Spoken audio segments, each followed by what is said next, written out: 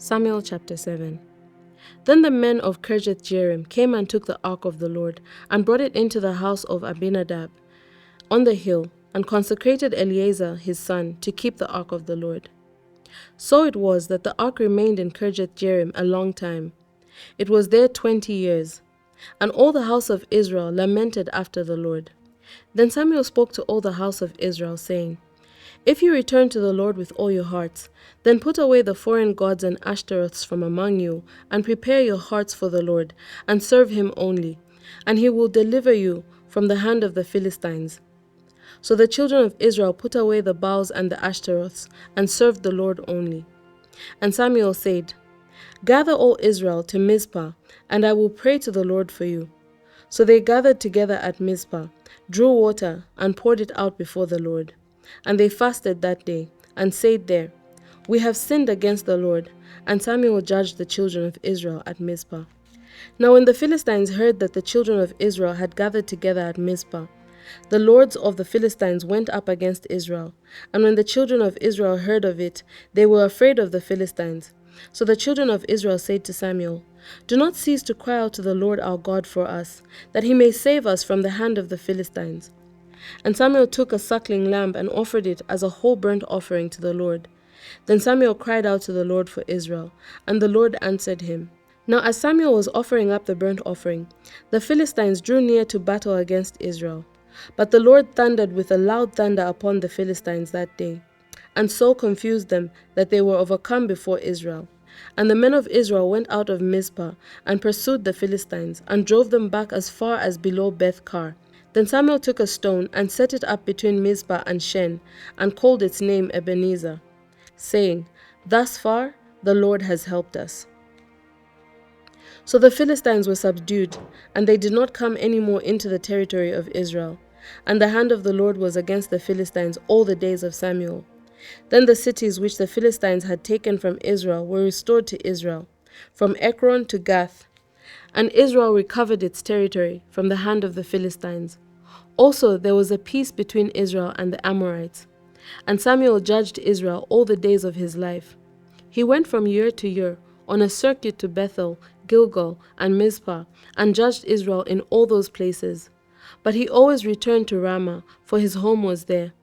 There he judged Israel, and there he built an altar to the Lord. Chapter 8. Now it came to pass when Samuel was old that he made his sons judges over Israel.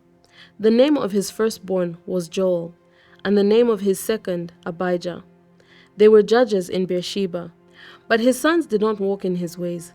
They turned aside after dishonest gain, took bribes and perverted justice. Then all the elders of Israel gathered together and came to Samuel at Ramah, and said to him, Look, you are old, and your sons do not walk in your ways. Now make us a king to judge us like all the nations. But the thing displeased Samuel when they said, Give us a king to judge us.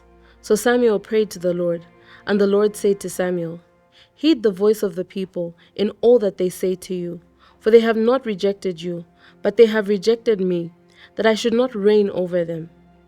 According to all the works which they have done since the day that I brought them up out of Egypt, even to this day, with which they have forsaken me and served other gods, so they are doing to you also.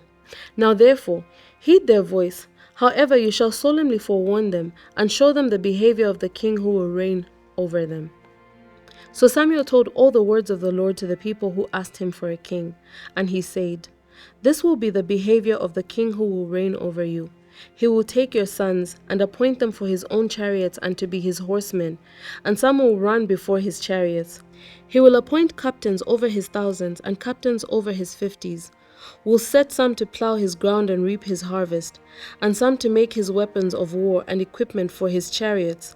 He will take your daughters to be perfumers, cooks, and bakers, and he will take the best of your fields, your vineyards, and your olive groves, and give them to his servants. He will take 1/10 of your grain and your vintage, and give it to his officers and servants. And he will take your male servants, your female servants, your finest young men, and your donkeys, and put them to his work. He will take 1/10 of your sheep, and you will be his servants. And you will cry out in that day because of your king whom you have chosen for yourselves, and the Lord will not hear you in that day. Nevertheless, The people refused to obey the voice of Samuel, and they said, "No, but we will have a king over us, that we may also be like all the nations, and that our king may judge us and go out before us and fight our battles." And Samuel heard all the words of the people, and he repeated them in the hearing of the Lord. So the Lord said to Samuel, "Heed their voice, and make them a king." And Samuel said to the men of Israel, "Every man go to his city." Chapter 9.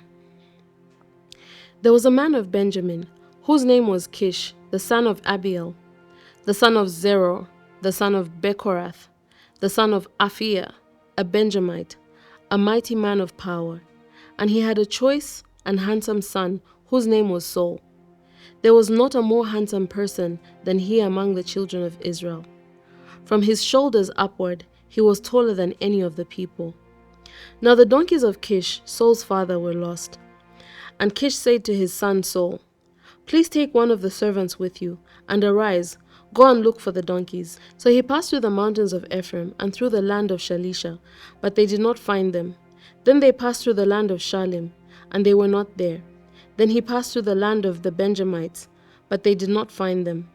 When they had come to the land of Zuph, Saul said to his servant who was with him, "Come, let us return, lest my father cease caring about the donkeys and become worried about us." And he said to him, "Look now, there is in this city a man of God, and he is an honorable man.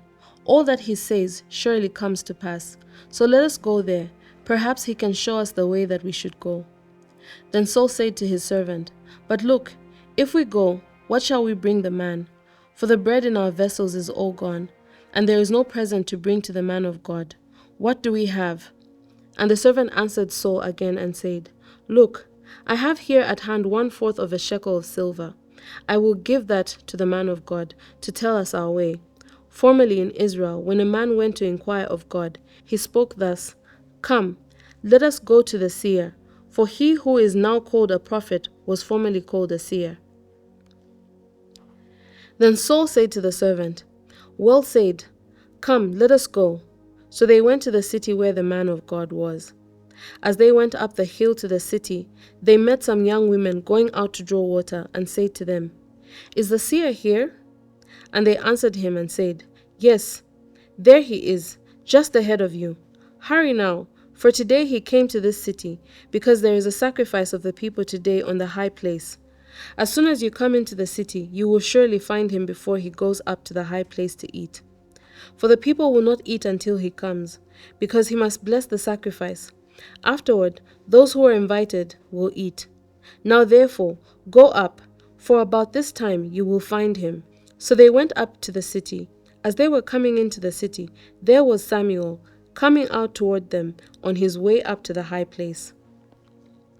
Now the Lord had told Samuel in his ear the day before Saul came, saying, "Tomorrow, about this time, I will send you a man from the land of Benjamin, and you shall anoint him commander over my people Israel, that he may save my people from the hand of the Philistines.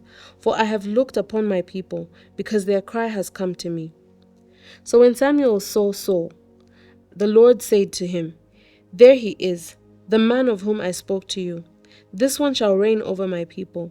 Then Saul drew near to Samuel in the gate and said, "Please tell me, where is the seer's house?" Samuel answered Saul and said, "I am the seer. Go up before me to the high place, for you shall eat with me today, and tomorrow I will let you go and will tell you all that is in your heart. But as for your donkeys that were lost 3 days ago, do not be anxious about them, for they have been found. And on whom is all the desire of Israel? Is it not on you, and on all your father's house?" And Saul answered and said, "Am I not a Benjamite, of the smallest of the tribes of Israel, and my family the least of all the families of the tribe of Benjamin? Why then do you speak like this to me?"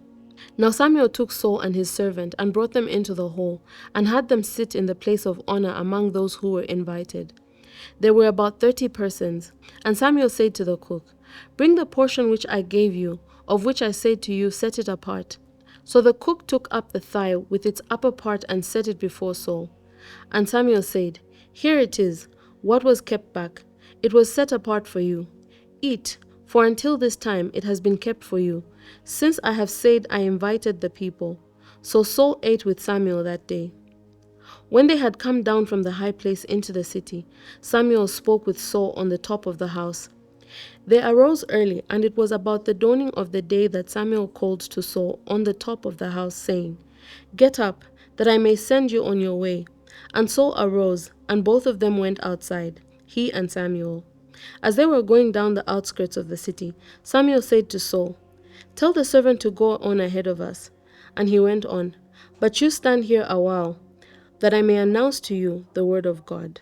Thank you so much to everyone who's partnered with Bible 365 with Chileshe Bwalya this far. If you would like to partner with us, please reach out using the contact details on your screen. God bless you. Shalom, shalom.